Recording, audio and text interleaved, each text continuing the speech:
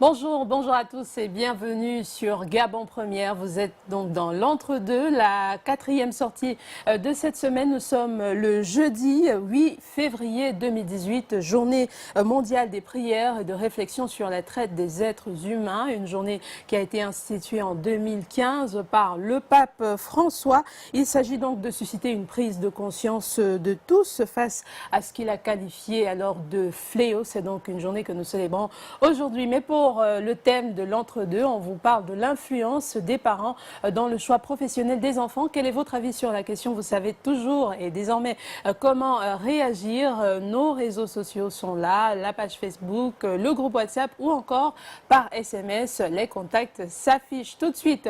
On va marquer une légère pause avant d'accueillir le premier invité de ce numéro de l'entre-deux. Mais les posters, les tresses, c'est pour faire quoi? C'est pour nous montrer quoi? Sors de mon salon. Je sors de Sors de mon salon. Tu es malade. Tu veux m'énerver le matin là? Je suis là au poste gay.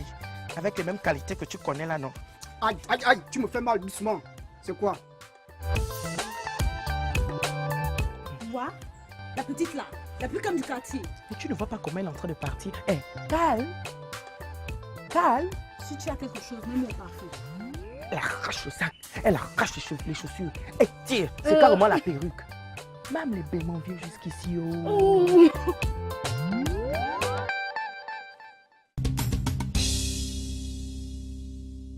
Et nous recevons pour la première fois sur ce plateau Jean-Delors Biogué Bintougou. Bonjour et bienvenue. Bonjour Madame Bitga. C'est un plaisir et un honneur de vous recevoir. Vous êtes donc le chargé de la coordination du système des Nations Unies au Gabon.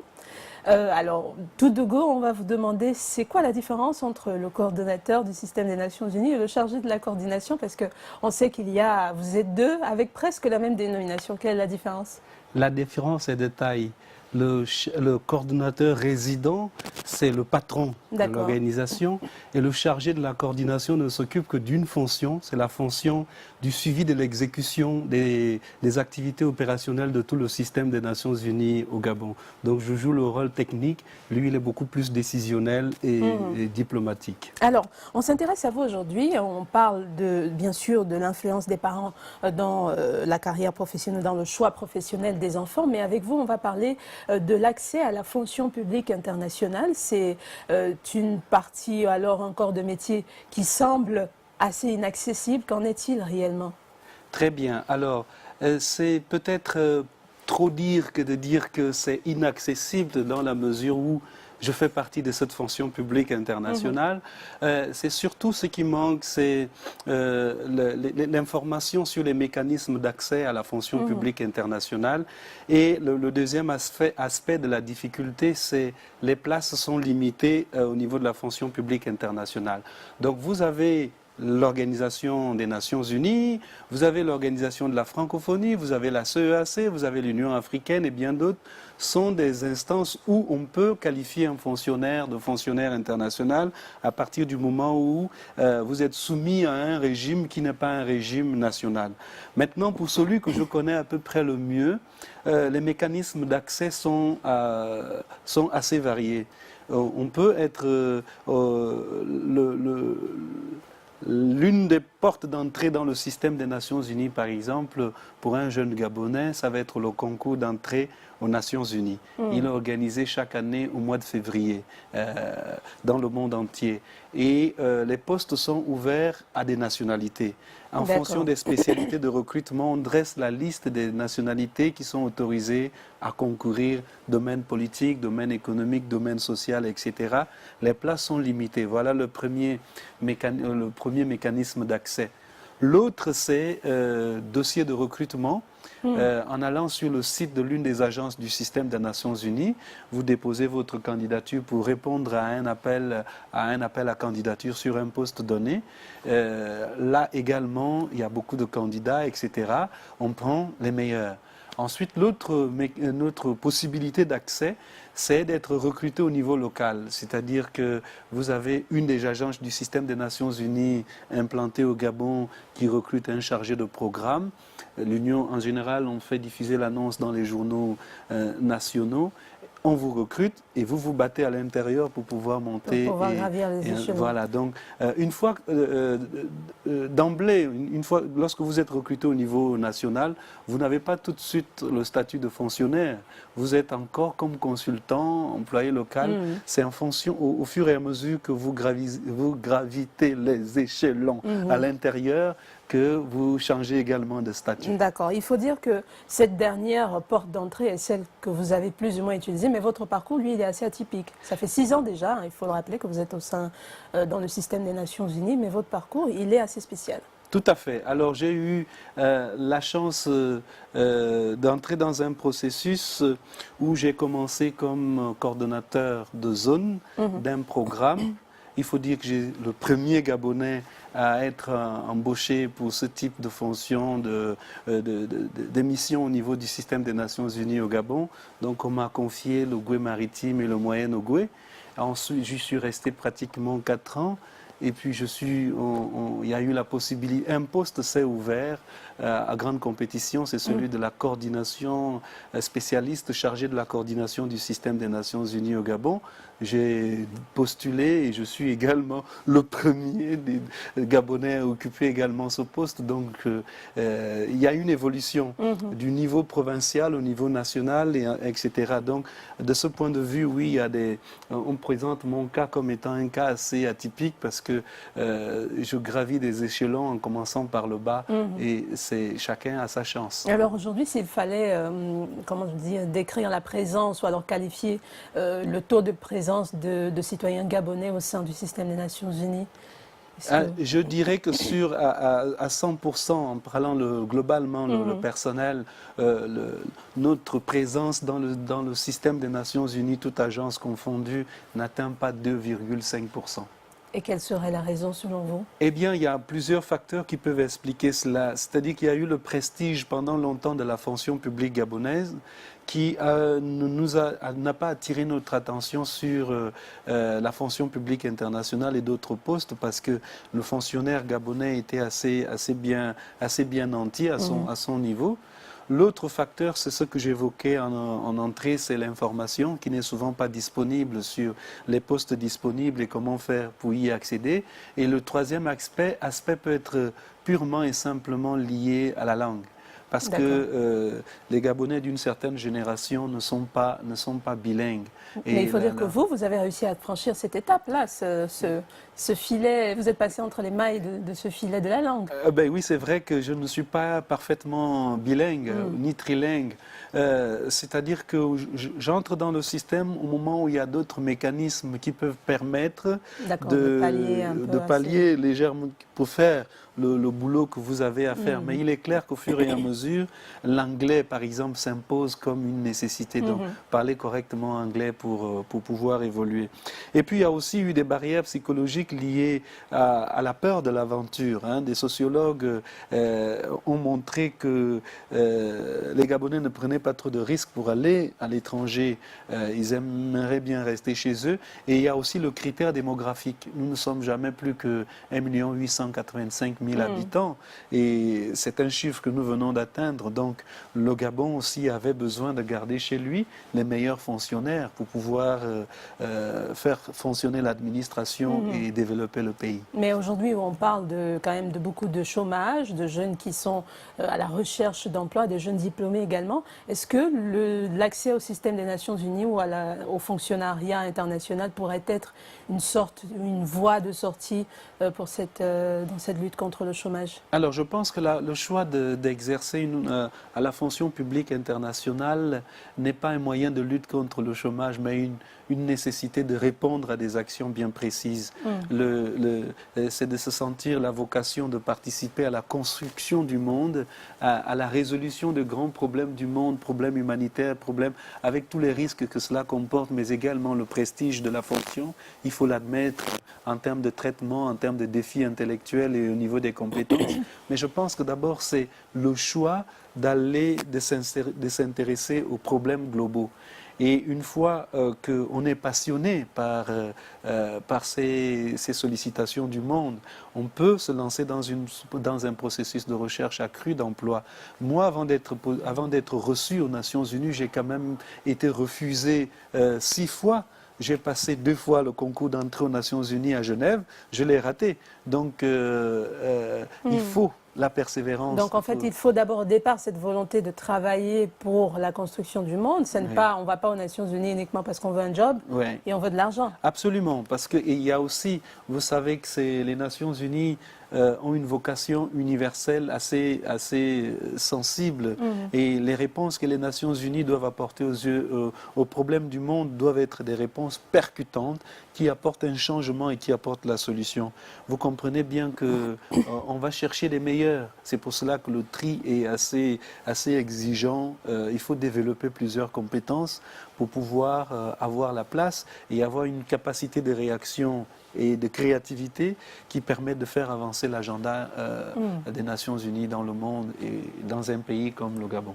Alors, parmi vos multiples casquettes, vous êtes également enseignant-chercheur, vous êtes régulièrement au contact des jeunes, récemment encore, bien sûr, c'est déjà étant au sein des Nations Unies, mais même avant cela, vous étiez régulièrement au contact des jeunes avec qui vous échangez, vous partagez des expériences, vous conseillez. Est-ce que ce seraient quelques points qui ont attiré sur vous l'intérêt des Nations Unies ? Disons que ce ne sont pas les Nations Unies qui sont venues vers moi, c'est moi qui suis allé vers elles. Et il faut considérer une chose, c'est que la vocation, on la garde depuis sa naissance. J'ai toujours voulu travailler pour le système des Nations Unies et donc je savais aussi, après avoir lu pas mal de choses, que l'accès était difficile. Et donc j'ai choisi de faire des études qui m'y conduisent. J'ai fait un doctorat en sciences politiques, un autre en économie. Et ensuite, j'ai écrit ma thèse de doctorat sur des questions de paix et de sécurité, donc le domaine des Nations Unies. J'ai publié 3 ouvrages qui portent sur...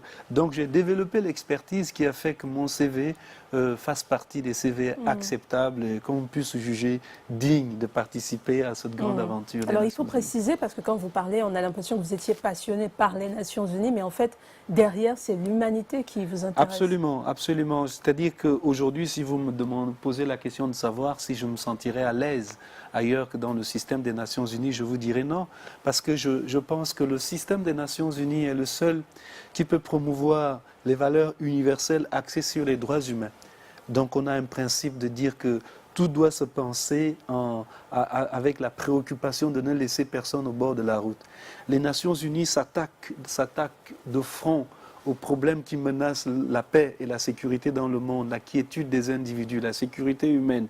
Les Nations Unies s'attachent à tout ce qui peut contribuer à l'équilibre de l'humanité parce que le principe est basé sur l'égalité souveraine des États. Donc il n'y a pas de différence. Et moi je pense que cette recherche de justice dans le traitement de la question humaine et dans la recherche de réponses aux problèmes globaux constitue pour moi une forte préoccupation et je suis bien là où je suis. Est-ce que c'est ce qui fait qu'aujourd'hui on vous traite d'homme politique? Certaines personnes, quand on parle de vous, disent que vous êtes un homme politique et d'ailleurs ils en veulent pour preuve, ou ces personnes elles en veulent pour preuve, de nombreuses conférences, de nombreux ateliers que vous avez dirigés et qui étaient toujours dans le sens de la démocratie, des enjeux sociaux pour le pays, des enjeux politiques. Alors, est-ce que vous êtes ou pas un homme politique? Je ne suis pas un homme politique, je suis docteur en sciences politiques, ça fait de moi un politologue.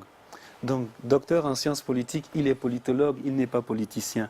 C'est vrai que très souvent, il arrive qu'on bascule de la politologie, qui est une science, à la vie politique. Mais pour l'instant, mon engagement n'est pas politique. Je suis formateur d'abord en tant qu'enseignant-chercheur et maintenant en tant que cadre au service des Nations Unies, je suis chargé de promouvoir les grands agendas des Nations Unies. Bien entendu, quand on parle des objectifs de développement durable, c'est des politiques publiques qu'il faut aligner aux objectifs de développement durable. Quand on parle de démocratie, on parle de la gouvernance, on parle des questions de droits de l'homme, on parle des questions de paix et de stabilité des États. D'où la nécessité de former les jeunes citoyens à la participation objective à la construction de la cité. Et donc là, les conférences que nous animons à travers le Gabon et à travers le monde sont axées vers la recherche du renforcement des capacités des institutions politiques, d'une part, qui sont chargées d'administrer un service public pour le bien des populations, et de l'autre, former une génération nouvelle à devenir des citoyens habités par l'idéologie démocratique qui doivent promouvoir à tout niveau de leur vie. Donc, notre rôle est pédagogique. Notre rôle n'est pas de se positionner parce que un politicien, c'est quelqu'un qui exerce un mandat électif et qui appartient à un parti politique et qui vise l'exercice du pouvoir. Or, ma modeste personne ne vise pas l'exercice du pouvoir, mais vise plutôt la capacitation des acteurs politiques, économiques et sociaux de notre pays et des pays où le système des Nations Unies peut mener à travailler. Alors, le reproche qu'on vous fait souvent, c'est que vous parlez plus des questions de politique, de démocratie. Et le Gabonais, pour parler du Gabon, le Gabonais lambda, le Gabonais moyen, se sent un peu éloigné de ces questions-là. On n'entend pas beaucoup parler, par exemple, des violences en milieu scolaire, de la dépravation des mœurs. Comment vous faites le lien entre cette grosse gestion de la cité et la démocratie et autres, et les questions qui touchent le quotidien même des Gabonais? Alors, pour parler de la démocratie qui, pour aller dans le sens étymologique du mot, gouvernement du peuple, par le peuple et pour le peuple, d'accord? Ce qui veut dire que derrière ce grand programme, il y a toute une chaîne d'intervention. Et cette chaîne d'intervention va de l'action sociale à l'action sociétale jusqu'à l'action économique, etc. C'est toute une chaîne, la démocratie économique, la démocratie sociale, la démocratie diplomatique. On met la démocratie à tous les niveaux. Seulement, les domaines qui sont les miens correspondent beaucoup plus à mes spécialités de politologue et d'économiste. Ce qui veut dire que par rapport au volet d'intervention qui est le mien, c'est ce que je vais mettre en valeur. Parce que je n'ai pas de compétences en matière de droit. Je n'ai pas de compétences en matière de lutte contre, je ne sais pas... Les violences scolaires, par exemple. Peut-être que c'est un phénomène sociologique qui peut être lié à la science politique, mais d'autres collègues, mieux que moi, ont étudié des questions, ont approfondi la question et peuvent mieux en parler que moi. Et donc, il faut laisser chacun dans son rôle. Et moi, je suis dans mon rôle et je ne vais pas usurper des fonctions. Mais justement, est-ce que ce n'est pas aussi un peu votre rôle, même si vous êtes politologue, vous parlez des politiques, et dans la politique, il y a les politiques sociales notamment, vous avez parlé de ça. Est-ce que ce n'est pas un peu de votre ressort d'essayer de sensibiliser, par exemple? Vous êtes un maître de conscience, entre guillemets, pour certains jeunes. Qu'est-ce que vous faites à votre niveau pour... Alors, notre action passe d'une part au niveau de la jeunesse à travers les rencontres régulières que nous avons avec cette jeunesse sur les mécanismes de participation au développement économique du pays. Il y a une chose, c'est que la construction du citoyen nouveau, et elle passe par l'intégration dans sa formation de toutes les valeurs. Mais comme le premier champ d'intervention du citoyen, c'est le domaine politique dans le sens de la construction de la cité et pas dans le sens de la gestion de la cité. Donc en ce moment-là, il est important que nous mettions un accent sur des questions de citoyenneté, mais qui en fait vont découler sur tout un ensemble d'activités qui constituent en fait l'unité de la société, l'unité du pays. On ne peut pas parler de politique sans parler de l'économie. On ne peut pas parler de politique parce que la vie politique d'un État repose sur l'élaboration des politiques publiques. Et l'élaboration des politiques publiques va toucher tous les secteurs de la vie. Mais ceux qui pensent que je suis politicien, ce sont ceux qui s'intéressent simplement aux thématiques politiques que nous évoquons à travers nos conférences. Nous faisons beaucoup de renforcement de capacités en matière de leadership, par exemple.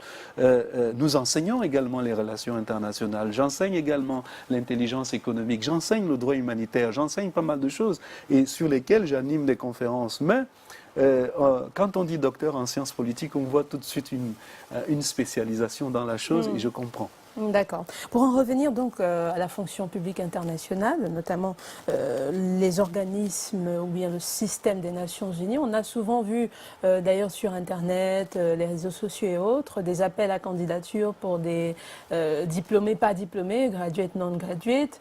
Est-ce que vous pensez que c'est des voies fiables? Parce qu'il y en a beaucoup des jeunes qui participent à ces concours-là et en fait c'est des fakes, comme on dit. Très bien. Il est très difficile pour le système des Nations Unies d'avoir recours à un relais, cabinet, etc. pour recruter ces cadres. Le système des Nations Unies a un portail de recrutement qui est international, ONU Recrutement, c'est sur Internet, sur le site Internet des Nations Unies.